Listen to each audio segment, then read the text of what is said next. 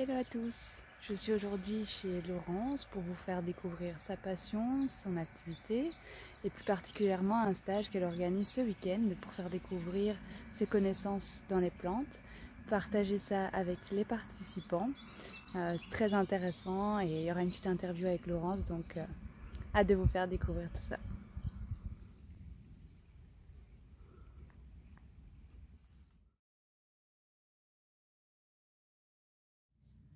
Bonjour Laurence.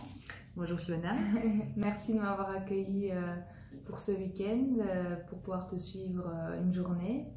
Mais avant de te dire exactement ce qui s'est passé, est-ce que tu peux parler un peu de toi, de ton parcours et ce que tu fais aujourd'hui? Voilà, alors mon parcours il est très classique à la base. J'ai fait des études universitaires, des études de droit, un peu par fidélité familiale je pense, puisque mon arbre généalogique est peuplé de juristes. Après, j'ai travaillé pendant une quinzaine d'années dans une boîte de loisirs créatifs. J'étais directrice de la création là pendant 11 ans. Et cette aventure s'est terminée il y a à peu près 4 ans. Pour différentes raisons. Je ressentais déjà l'envie un petit peu de me réorienter et j'avais commencé des formations en psychogénéalogie. Donc on va rester un peu sur l'histoire familiale sur laquelle je travaillais déjà en loisirs créatifs puisqu'on faisait du scrapbooking notamment. Et donc j'ai fait quelques formations là-dedans. Donc les plantes, en fait, c'était pas une évidence pour moi. C'est pas venu vraiment tout de suite, même si j'ai toujours été entourée de plantes, toujours vécu à la campagne, mais j'avais vraiment jamais pensé étudier ça plus loin et en faire mon métier.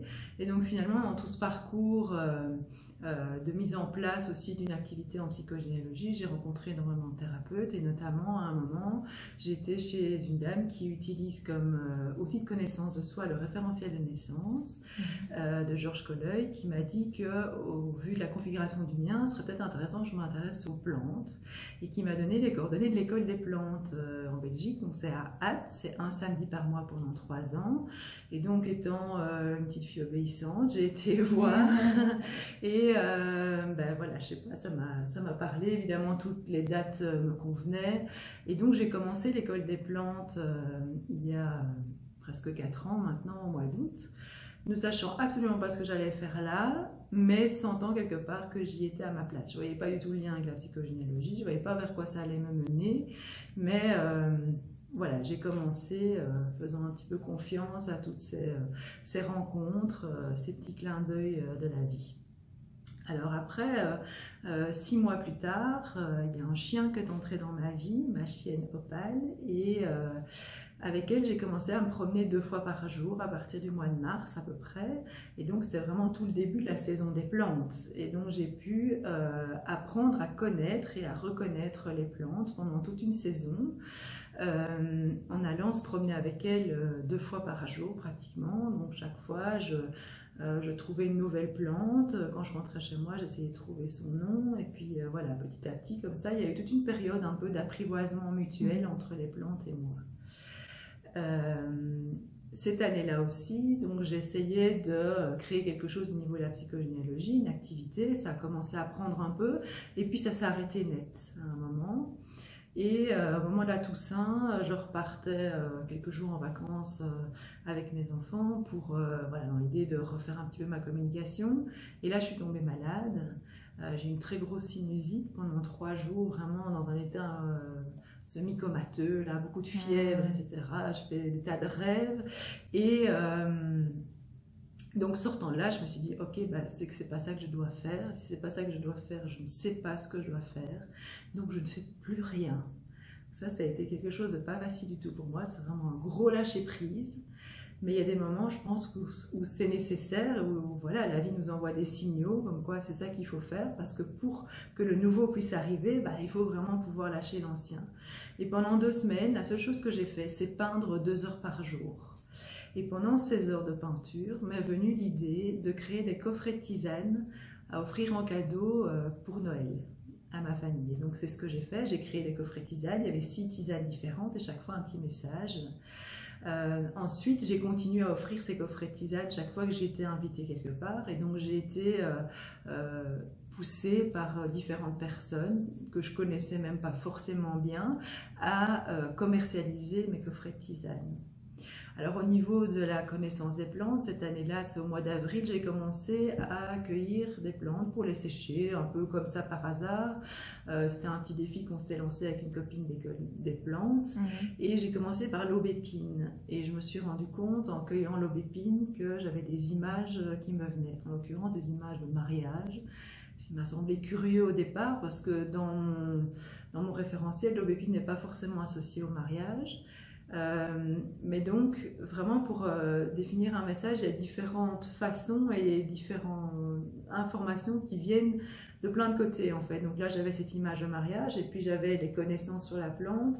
Je savais que cette plante travaillait au niveau du cœur et au niveau notamment du rythme cardiaque. Et donc je me dis, ah oui, mais là, il y a peut-être quelque chose d'intéressant. Forcément, quand on se marie avec quelqu'un, bah, il faut pouvoir accorder son rythme. Et ce mot accorder, je pense, est vraiment super pour l'aubépine, parce qu'il y a le mot cœur dedans, donc voilà, ça se marie vraiment bien à cette plante. Et que ce soit en mariage, que ce soit en amitié, que ce soit au boulot, bah, il y a toujours ce mouvement de devoir accorder son rythme à celui du monde extérieur tout en le préservant. Donc c'est un des messages de l'aubépine. Donc voilà, c'est comme ça petit à petit, en cueillant les plantes, j'ai pu affiner encore leur message. Cette année-là, fin d'année, j'ai commencé effectivement à commercialiser mes tisanes. Et puis bah, petit à petit, il y a d'autres types de produits qui se sont mis sur ma route. Les amulettes, hein, ces petites boules de verre dans lesquelles je mets des plantes, qu'aujourd'hui j'associe à des cristaux, parce que je travaille vraiment avec les plantes comme on travaille avec les cristaux. Il y a des boules pour travailler sur les lieux, des plantes à brûler, un jeu de cartes avec le message des plantes, et voilà, encore plein d'idées à venir. Super. Et tu m'as parlé de l'aubépine. Est-ce qu'il y a d'autres fleurs comme ça qui t'ont touché particulièrement dans ton parcours et auxquelles tu pourrais nous partager peut-être leur signification et qui pourraient peut-être aider d'autres personnes dans leur parcours? Alors il y en a vraiment beaucoup et c'est vrai que ça dépend un petit peu des moments. Il y a parfois des périodes où on fait un travail un peu plus approfondi avec une plante. Ça fait partie aussi des façons dont on peut approfondir la connaissance de la plante. Parfois on la rencontre quand on traverse soi-même une période un peu difficile et je pense qu'il n'y a pas de hasard, et donc si elle vient à ce moment-là, c'est qu'elle peut m'aider dans cette difficulté-là. Alors, enfin voilà, des plantes que j'aime particulièrement, il y en a quand même un certain nombre, mais la première qui me vient à l'esprit, c'est peut-être la sauge. La sauge, pour moi, elle évoque vraiment l'image de la guérisseuse. C'est un peu une panacée, la sauge, hein. Un guérit-tout, comme on dit. Elle va agir au niveau médicinal sur pratiquement toutes les sphères du corps physique, aussi bien la sphère respiratoire que digestive, que gynécologique, que tout ce qui est ORL, etc. Et donc, il y a vraiment, oui, pour moi aussi au niveau énergétique, cette plante, elle est centrée sur le chakra du cœur et elle va vraiment ouvrir le canal de guérison. Donc, vraiment, on va activer la guérison dans tous les domaines. Et son pendant, pour moi, la sauge, je l'associe à une figure féminine. Quelque part, son pendant masculin, pour moi, c'est le plantain. Le plantain, c'est une petite plante qu'on trouve un peu partout, qu'on croit connaître bien souvent. Souvent, on sait qu'on peut la froisser et la mettre sur les piqûres d'ortie pour apaiser la démangeaison. Mais en réalité, cette plante fait bien d'autres choses. Elle soigne aussi énormément de maux. Elle a une action antihistaminique, elle est expectorante, elle peut aussi être utilisée pour la peau, pour cicatriser, etc. Enfin, il y a vraiment plein de choses. Et pour moi, elle évoque vraiment le guérisseur en chemin. Elle est souvent sur les chemins et donc elle est toujours prête à la fois à nous rebooster et à la fois à nous apaiser, nous protéger, nous réconforter. Voilà, ce sont des chouettes plantes qui sont des compagnons de route au jour le jour. Comment quelqu'un peut